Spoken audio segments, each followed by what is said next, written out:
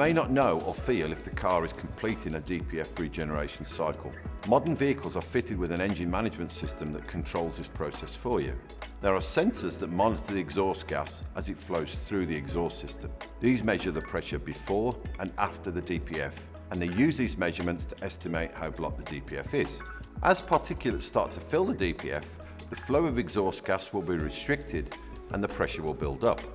The vehicle's engine management system will then attempt a regeneration cycle. It is normal for the cycle to not be completed as the driver is unaware it is happening and may end their journey mid-cycle. If the vehicle has been unable to successfully complete successive regeneration cycles, the DPF will start to become fully blocked and an engine management light, normally yellow for caution, will come on to alert the driver. Following this caution, you should consult your handbook for advice. It may be that you can follow some simple instructions that allow the safe regeneration of the DPF. This may take the form of a drive on a road or highway for at least 20 to 30 minutes.